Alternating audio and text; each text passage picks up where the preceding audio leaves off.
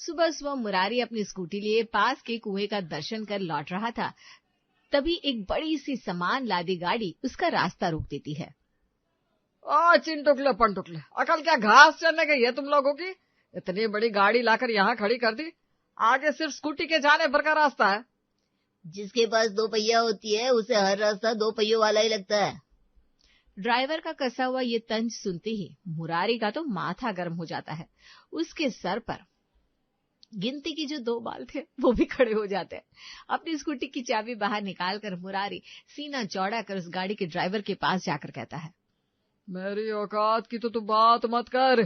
4 पहिया गाड़ी तो दूर रही, मैं बुलडोजर भी चला सकता हूँ पता है।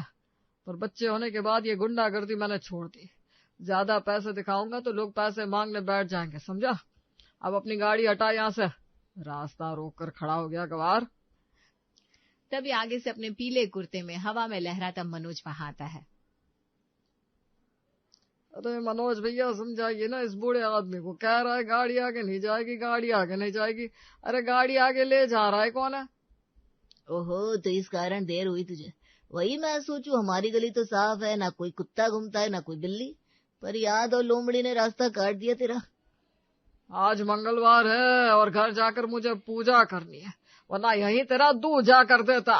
गुस्से में मुरारी कील लेकर आता है और गाड़ी के पहिए में भोंक कर गाड़ी पंक्चर कर देता है। सावित्री जी, सावित्री जी। अरे कमरे में हूँ मैं, आइए अंदर। क्या हो गया? मुरारी कमरे में जाता है। देव कहाँ है? उसे कहिए मेरी स्कूटी गली के बाहर खड़ी है, लेकर आएगा।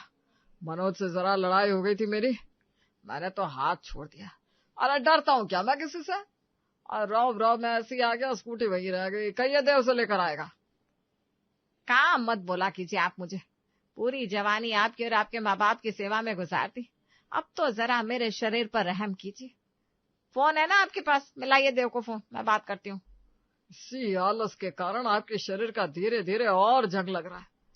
बेटे के कमरे में चली जाती आप तो क्या हो जाता? या लीजिए, लग गया फोन। सावित्री देव को अपने कमरे में बुलाती है। उबासी लेता हुआ देव कमरे में आता है।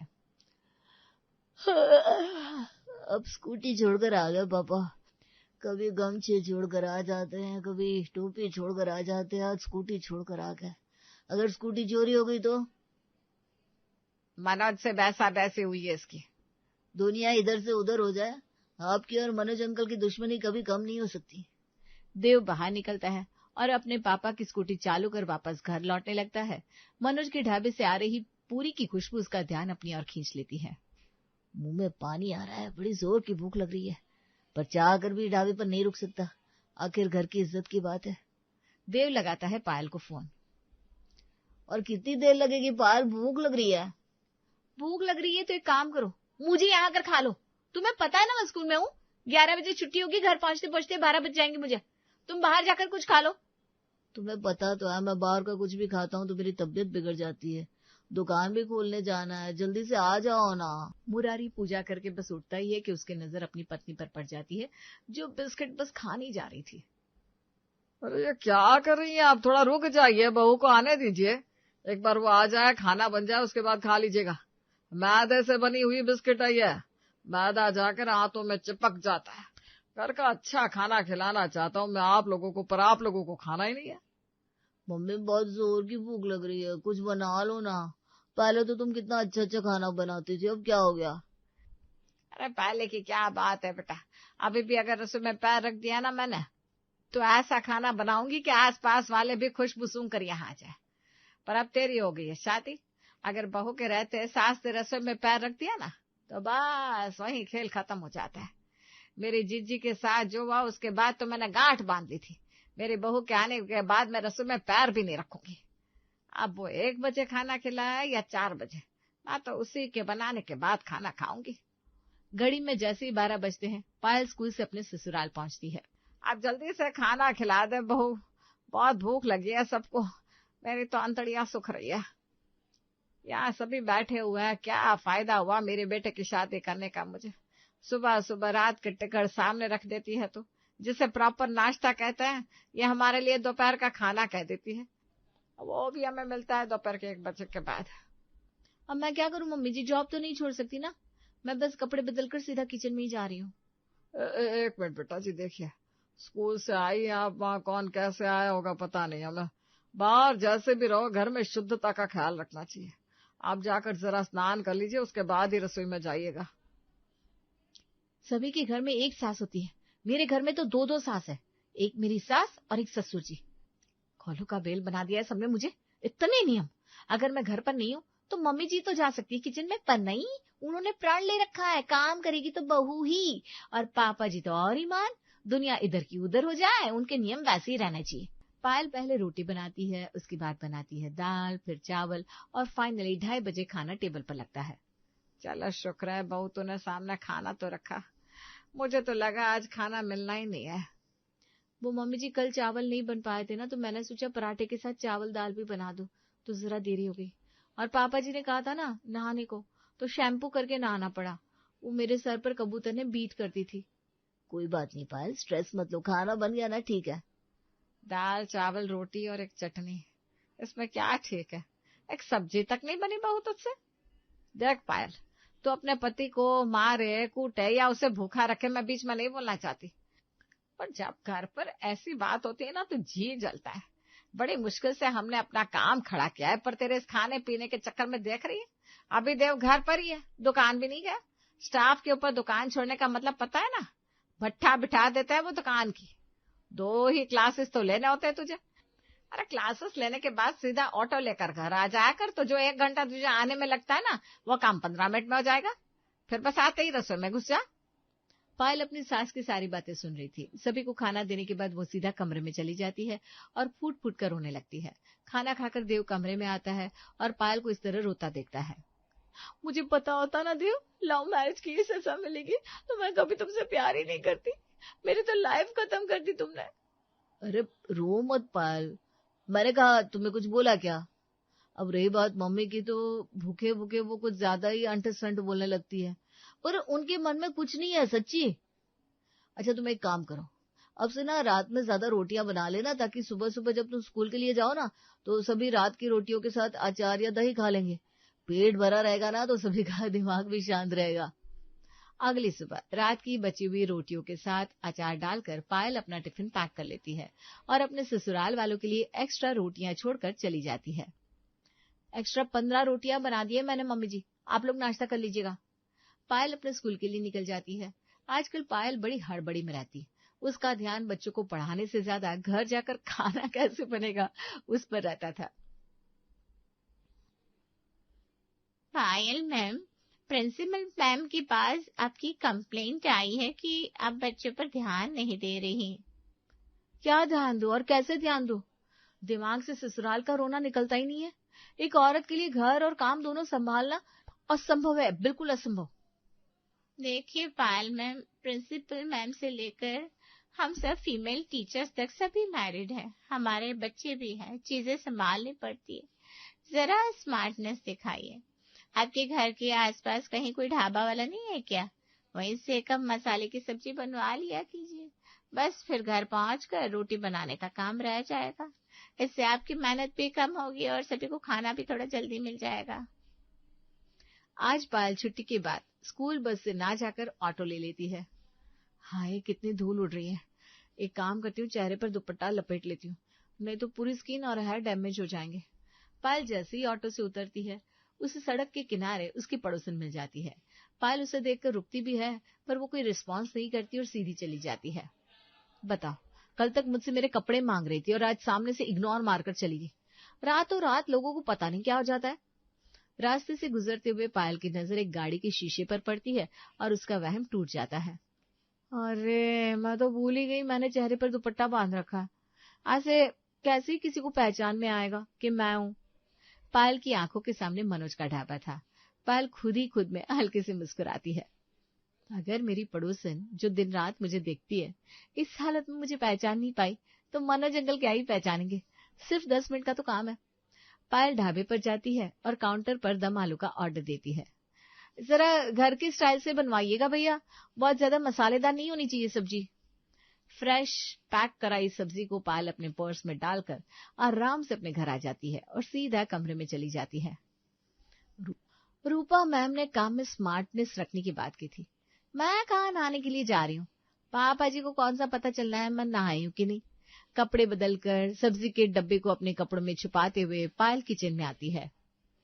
गुड, देव ने सही कहा था, अगर सभी रोटी खा लेंगे तो सभी का गुस्सा जरा शांत रहेगा। और है भी, आज मुझे देखकर मम्मी जी ने कुछ नहीं कहा। कहती भी कैसे इतनी जल्दी घर जो पहुंच गई हूँ, सिर्फ अभी तो 12:30 बजे है। पायल जैसी कैसरोल का ढक्कन हटाती है, उसमें अभी भी 5 रोटी साबुत पड़ी थी। तभी हॉल से आवाज आती है, तेरे ससुर जी रात का बासी खाना नहीं खाते, उसका मानना है जो बासी खाएगा वो नरक में जाएगा। फटाफट ताजा खाना बना दे, और गरीबों की तरह 2 रोटी और अचार खाकर बैठे हुए हम माँ बेटे। जी मम्मी जी, बस 10 मिनट। बहुत हो गया देवी बनना, अगर सभी का सुनकर काम करती रहूंगी तो मेरी जिंदगी तो नरक हो जाएगी। अगर सब्जी बाहर से लेकर आई हूँ तो बचे हुए पराठों को ही गर्म करके उस पर घी लगा देती हूँ, किसी पता चलेगा कि रोटी बासी थी। पायल बिल्कुल वैसा ही करती है। ठीक 1 बजे तक सभी के सामने रेडीमेड सब्जी के साथ पराठे पहुंच जाते हैं।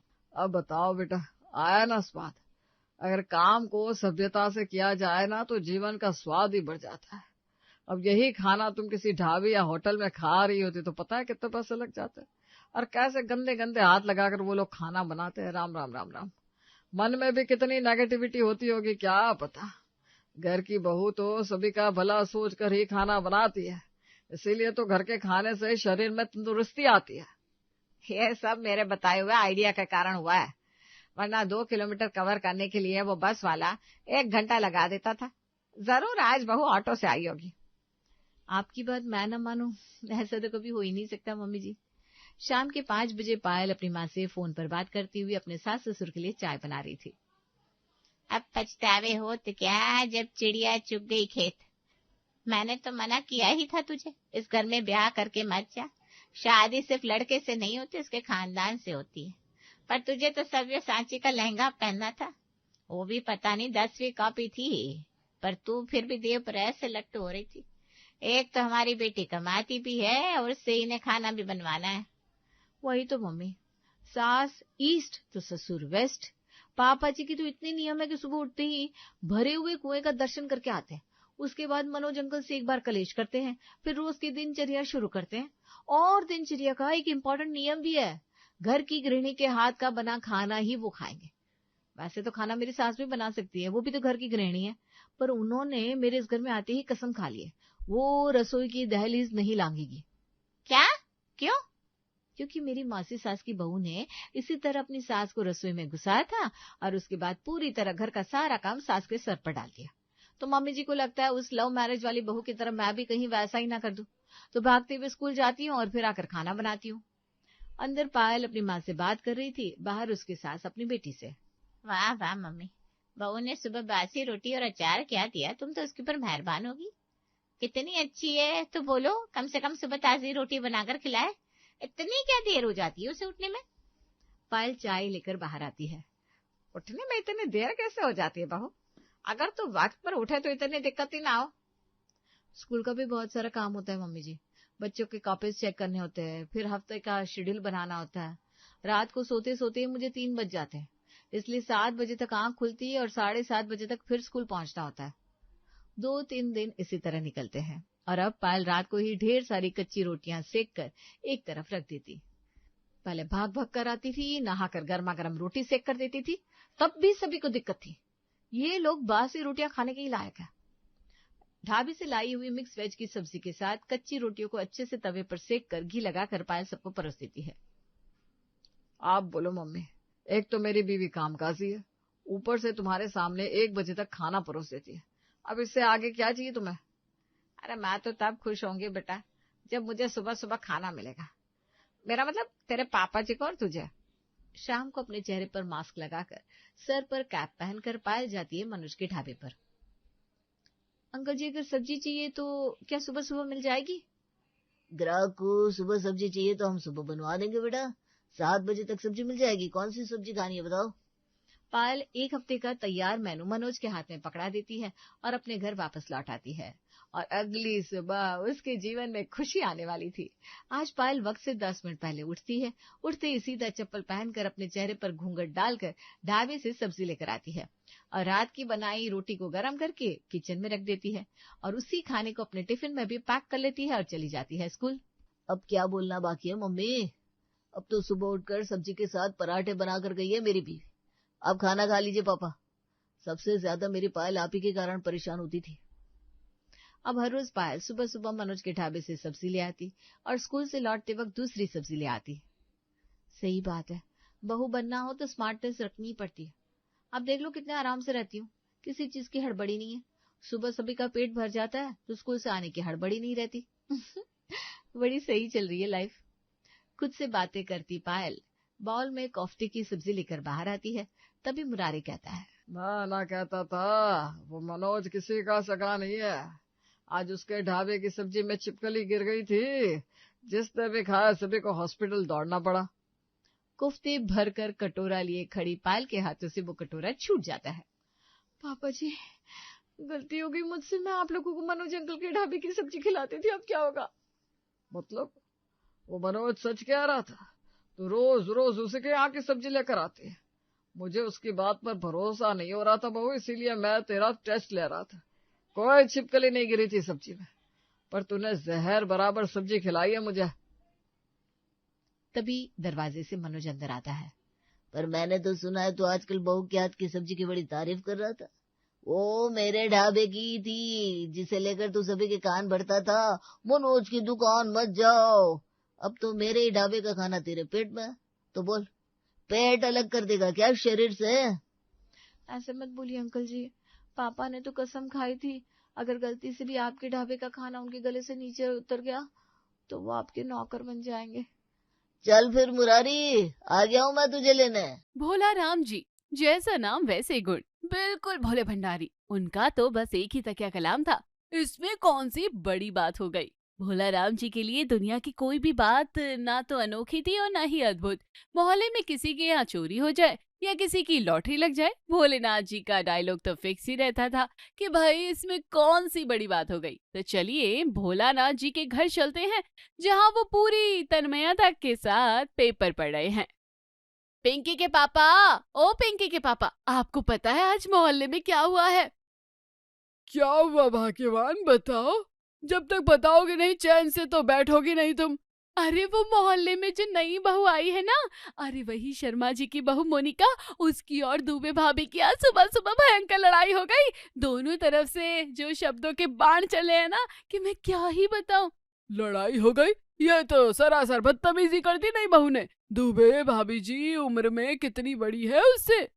अरे पूरी बात तो सुन लो, हुआ क्या है। वो कल शाम को शर्मा जी की बहू ने घुटने के पास से फटी हुई जीन्स पहनी थी और गार्डन में चली गई, तो दुबे भाभी ने उसे पागल कह दिया। फिर जब मोनिका के कानों में ये बात पहुंची तो उसने दुबे भाभी की वो क्लास ली कि बस। सुन रहे हैं ना आप? हाँ हाँ भाग्यवान, सुन ही रहा हूँ, बताओ फिर क्या हुआ। मोनिका ने तो गुस्से में ये कह दिया कि आप नकली विग लगाकर घूम सकती हैं और मैं जीन्स पहनकर नहीं घूम सकती। ज्यादा बोलोगी तो किसी दिन सबके सामने आपके विग खींच लूंगी। अब बोलो, ऐसी धमकी देता है कोई? अरे भाई, दुबे भाभी ने मोनिका को पागल कहा और उसने उन्हें विग खींचने की धमकी दी। इसमें कौन सी बड़ी बात हो गई जो तुम इतने चटकारे ले रही हो? अरे फिर दुबे भाभी ने अपनी चप्पल उतार ली उसे मारने के लिए। फिर तो मोनिका ने उन्हें पुलिस बुलाने की धमकी दे डाली। तब कहीं जाकर ठंडी हुई दुबे भाभी। आप ही सोचो, अगर सच में पुलिस आ जाती तो?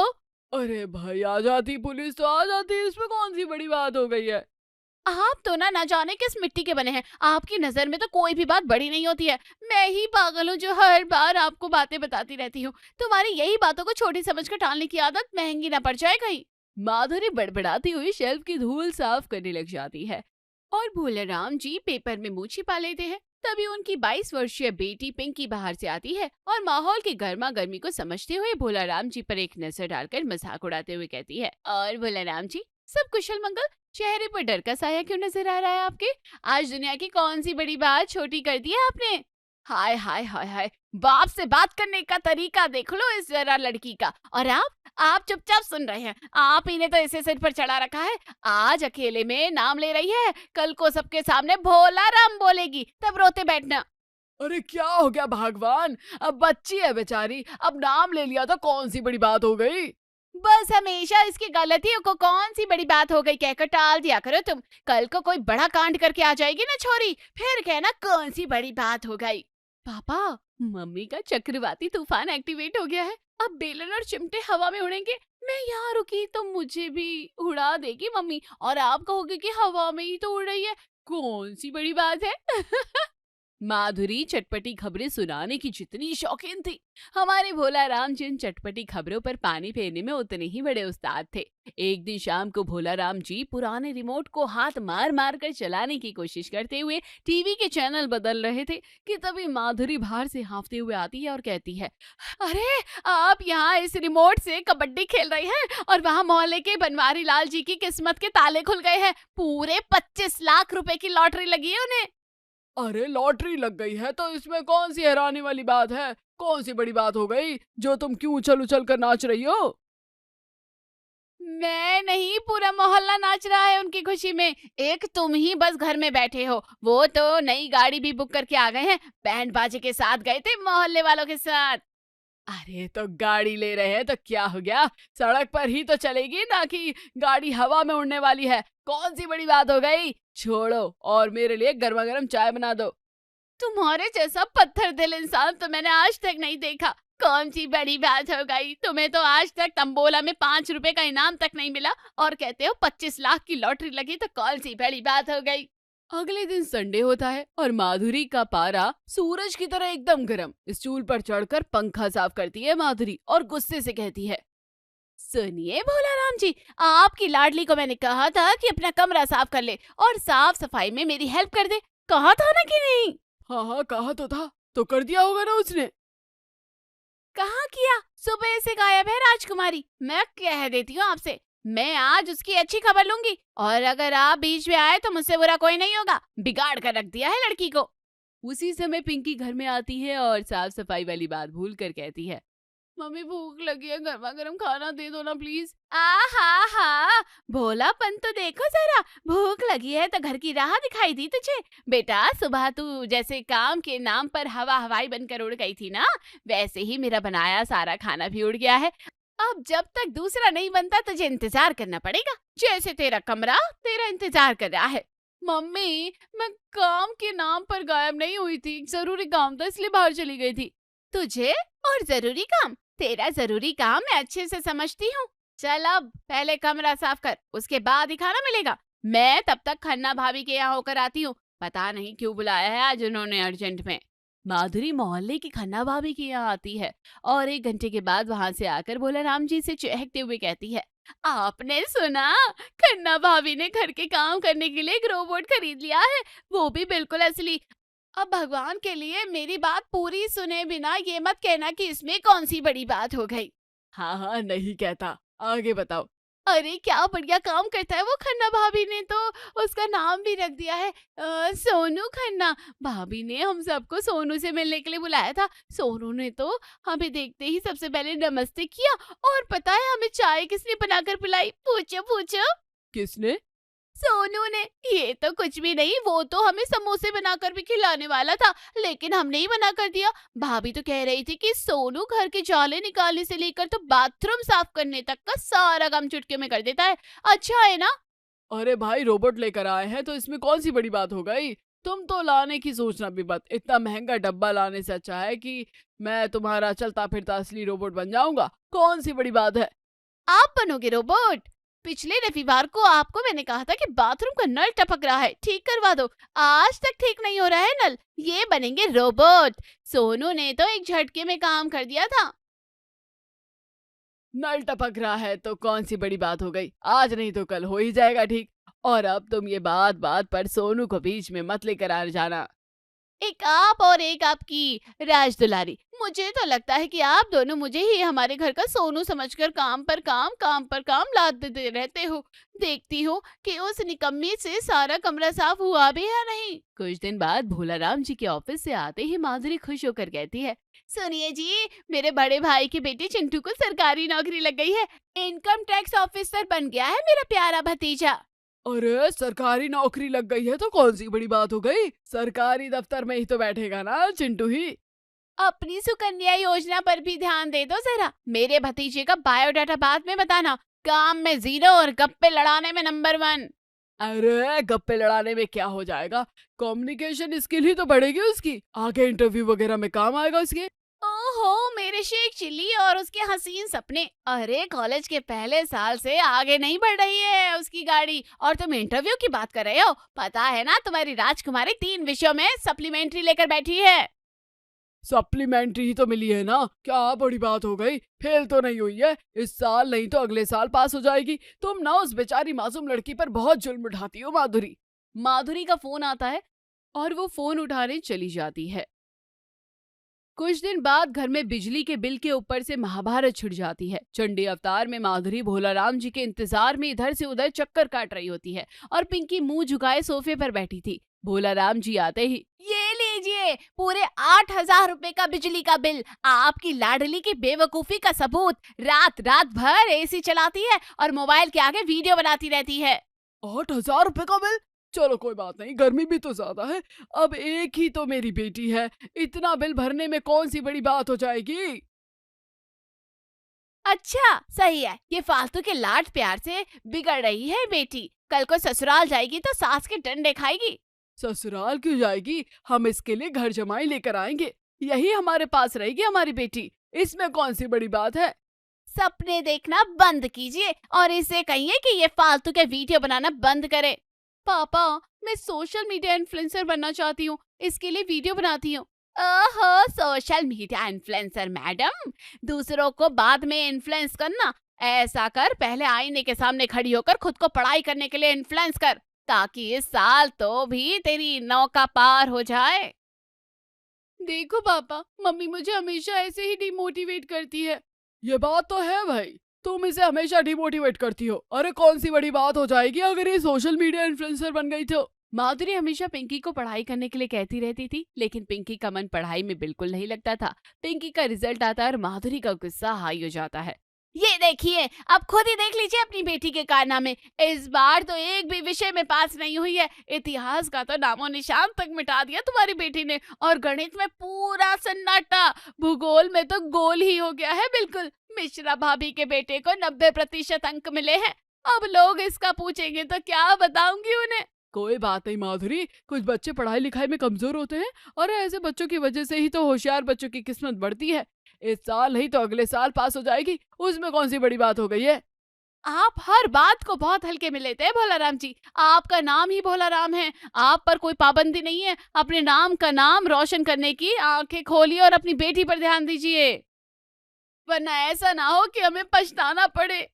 कैसी बातें कर रही हो। अच्छा आने दो, पिंकी को मैं समझाऊंगा उसे। माधुरी अच्छे से जानती थी कि भोलाराम जी पिंकी को किस तरह से समझाएंगे। एक दिन माधुरी बाजार में सब्जी लाने के लिए चली जाती है और गोलगप्पे के ठेले पर उसे पिंकी अपनी सहेली दीना और एक लड़के के साथ दिखती है। उस समय तो वो चुपचाप घर आ जाती है, लेकिन पिंकी के घर आते ही उससे कहती है, चल मैंने तेरे लिए तेरा फेवरेट ब्रेड पिज्जा बनाया है, तू बैठ मैं अभी लेकर आती हूँ। मम्मी अभी तो मुझे भूख नहीं लग रही है, मैं थोड़ी देर बाद खा लूंगी, अभी पेट भारी सा लग रहा है। भारी तो लगेगा ही ना बेटा, वो चौराहे पर अपने दोस्तों के साथ चटकारे लेकर गोलगप्पे जो खा रही थी, कौन था वो लड़का जिससे तू हंस हंस कर बातें कर रही थी। वो तो राहुल था मम्मी, रिया का बॉयफ्रेंड। रिया भी तो थी ना हमारे साथ, आपने देखा नहीं उसे। देखा था, लेकिन वो लड़का हरकतों से तो उसकी बजाय तेरा बॉयफ्रेंड ज्यादा लग रहा था।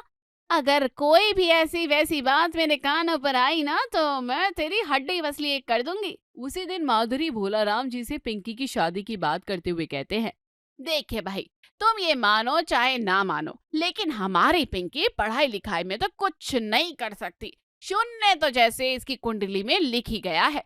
हमें इसकी शादी करवा देनी चाहिए। 22 साल की हो गई है वो। शादी? अभी तो बस 22 साल की है हमारी पिंकी, 1-2 साल और रुक जाएंगे तो कौन सी बड़ी बात हो जाएगी। इस साल फेल हो गई तो क्या हुआ, हम उसकी शादी करवा देंगे। पिछले 2 सालों से फेल हो रही है वो। अब तो उसकी जो बड़ा सा अंडा मिली हुई मार्कशीट है ना, उसे फ्रेम करवा कर रख लो। मैं कुछ नहीं जानती, मैं उसके लिए लड़का देखना शुरू कर रही हूँ बस। माधुरी पिंकी के लिए लड़का देखना शुरू कर देती है। ये बात पिंकी को पता चलती है और वो नाराज होकर माधुरी और भोला राम जी से शिकायत करती है। मम्मी पापा, मैं आप लोगों पर बोझ बन चुकी हूँ ना, पढ़ाई में अच्छी नहीं हूँ, इसलिए आप लोग मुझे अपने घर से निकालना चाहते हो ना। लेकिन मुझे बस एक और मौका दे दीजिए, मैं इस साल फर्स्ट नंबर ले आऊंगी। आप प्लीज मुझे 1 साल और अपने घर में जगह दे दीजिए। ऐसी बात मत कर बेटी, तूने तो मुझे रुला ही दिया है। आप ना भोला राम जी सच में 1 नंबर के भोले हैं। अरे 1 नंबर की ड्रामेबाज है ये लड़की। ये फर्स्ट आएगी, जिसे फर्स्ट की स्पेलिंग भी नहीं आती है। आपकी आंखों में आंसुओं का तूफान उमड़ आया है और इसकी आंखों में एक आंसू का भी कतरा नहीं है। मैं सच कह रही हूँ पापा, मेरा दिल रो रहा है, रो रो कर मेरे आंसू सूख गए हैं। तुम चाहे जो कर लो पिंकी, मैं तो तुम्हारे झांसे में नहीं आऊंगी। मैं तुम्हारी शादी करने वाली हूँ बस। कुछ ही दिनों में माधुरी पिंकी के लिए एक अच्छा सा रिश्ता ढूंढ लेती है और इसके लिए भोला राम जी को भी बताती है। भोला राम जी, मेरी बहन ने पिंकी के लिए एक अच्छा रिश्ता बताया है। वो लोग परसों हमारे घर आ रहे हैं पिंकी को देखने के लिए। तुम जल्दबाजी तो नहीं कर रही हो? मुझे समझ नहीं आ रहा कि तुम यूं अचानक पिंकी की शादी के लिए क्यों अड़ गई हो। वो आप नहीं समझोगे भोला राम जी, उसके लिए माँ बनना पड़ता है।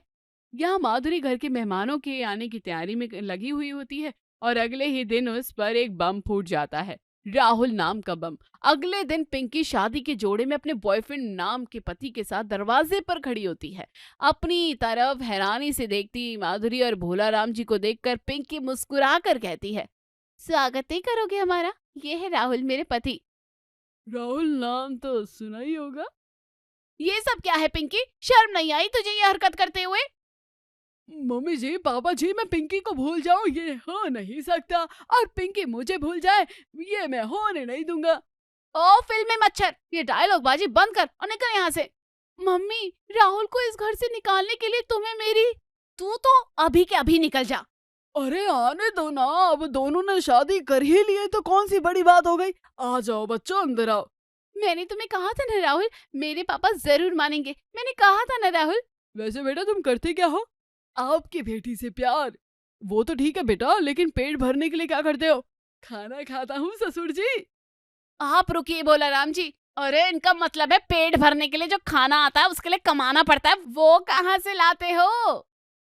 ये तो अभी कुछ नहीं करते मम्मी। वैसे भी पापा ने कहा था कि मैं हमेशा यही रहूंगी और मेरे पति घर जमाई बनेंगे। बस तो फिर और क्या चाहिए? हमें 2 वक्त का खाना तो पापा खिला ही देंगे। अब बोलिए। हाँ हाँ, खिला दूंगा, इसमें कौन सी बड़ी बात हो गई? हाँ, इसमें कौन सी बड़ी बात हो गई?